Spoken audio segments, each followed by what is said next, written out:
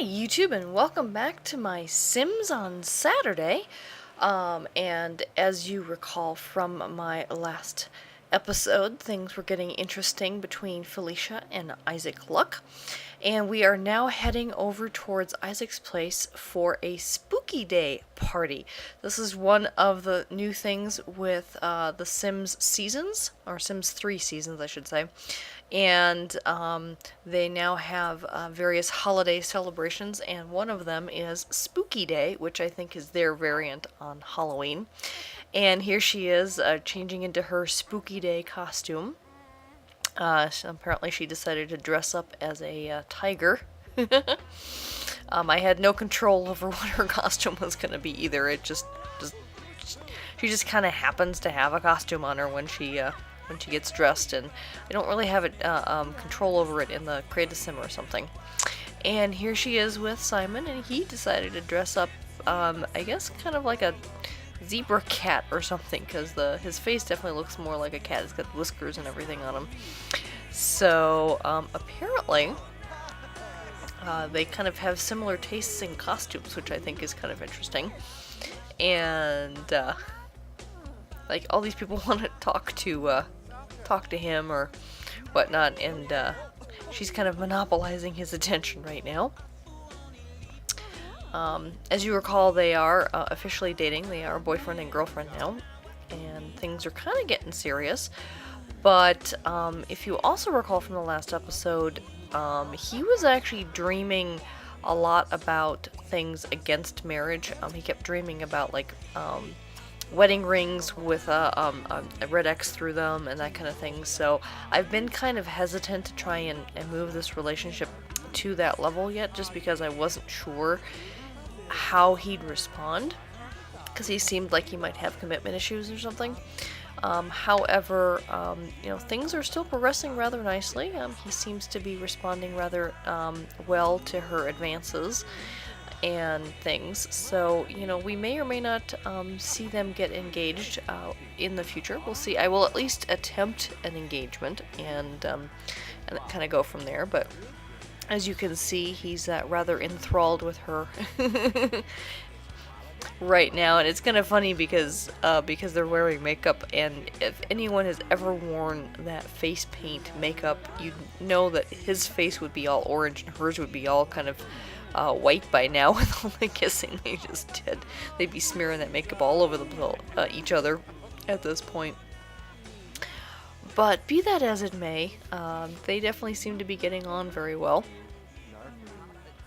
And one can hope that things will progress well for them. Just as a side note with her career, she hasn't made a ton of progress since becoming a featured actress. She has a lot more time off of work now. And, oh yes, so here I kind of skipped past a whole bunch of kind of things where she was kind of running around and doing things that didn't seem all that interesting right now. And she got a call from Isaac's brother to go out on a date. And I was like, why not? Because I wasn't, at this point in the game, I wasn't too sure about Isaac's intentions. And, he doesn't always, like, I'll call him and ask him out on a date or whatever, and he'll say, oh no, sorry, I'm too busy, call me back in 3 hours. And then I call back 3 hours later and he's like, oh no, I'm just not interested today, and that kind of thing. So even though when they're together he seems really interested, when they're apart he kind of brushes her off all the time. So I thought, well, this guy's asking her on a date, why not? Of course, they're standing outside of this place in the pouring rain, and I still haven't figured out how to get her an umbrella. I've looked through the store and I haven't found umbrellas that you can buy.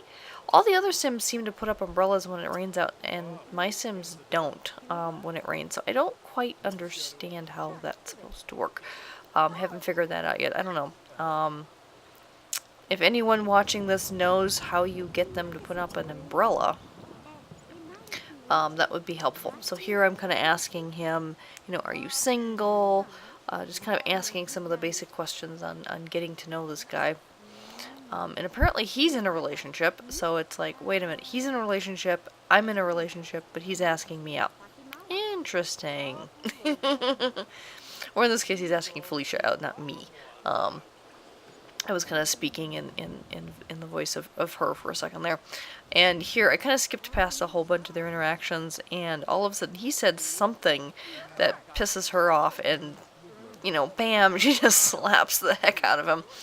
And there, Simon just kind of, not Simon, I'm sorry, Isaac just showed up, and I was like, why not? This guy who asked her out on a date is being, you know, a jerk face. So let's go and say hi to Isaac. And leap into his arms. Hi, Isaac. I missed you. And one of the things I actually skipped earlier was that she'd actually gotten some mail recently. And she got another gift from her ex-boyfriend Simon, who's still trying to get back together with her. She got a gift from Brad Luck, who is, not Brad, Chad Luck, who is Isaac's brother, the first guy that we were trying to get together with, who said, I think he actually sent a gift in it, you know, hey, call me sometime. And then also a love letter from, I think his name is Kyle Luck, he's the other brother, and all three of them, or the two brothers kind of sent her love letters and stuff. And then the one also called her for the date, and it was like, okay, that's a disaster. Anyway, so moving on, we are now having a party at Felicia's house. She is having a birthday party. It's her birthday today, so I decided to throw her a nice party with all her friends, anyone who was a good friend of hers. Of course, there's Chad, and so the Luck brothers are all coming, including Isaac. He'll show up eventually here, and they're gonna just have themselves a good old party, and we'll see how things progress with Isaac, since he's gonna be able to come over. He seems to come if I invite him for parties, but he won't come if I just invite him over, which again. Well, if they're out in public together and she invites him over, he'll come. But if she just calls him, whenever they're not together, he just, like I said, he just keeps brushing her off, which I always found was rather odd. Anyway, so here we go. Here's the birthday cake out on the patio. I just moved it out here since the rain finally stopped, and I thought, well, it's a pleasant evening. Let's go ahead and go outside and do this.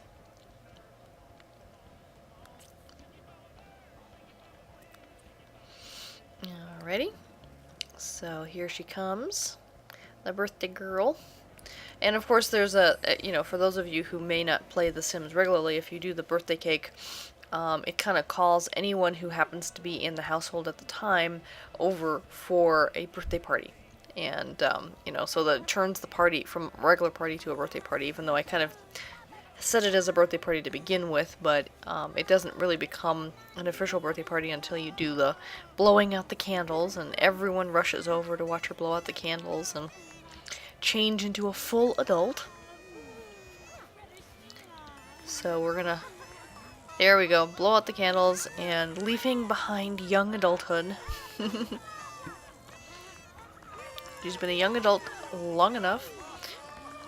She's really advanced in her career. She's not completely at the top of her career yet, but I'm hoping to get that done soon, because once she has her lifetime fulfillment, then she can work on having children and that kind of thing, because her work schedule will be fairly light at that point.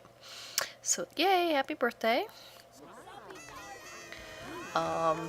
I think she's level 8 right now in her career, so she only has 2 more levels to go before she becomes a superstar actress, which is her lifetime wish.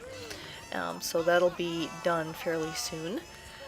And then once we have that, and hopefully within, the next episode or 2, if things go well, maybe she'll get married. We'll see. If not, she'll continue dating.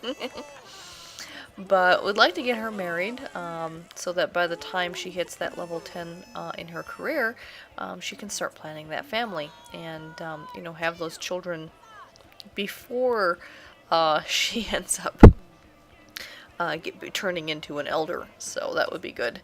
And I know Sims 3 University is coming out in March.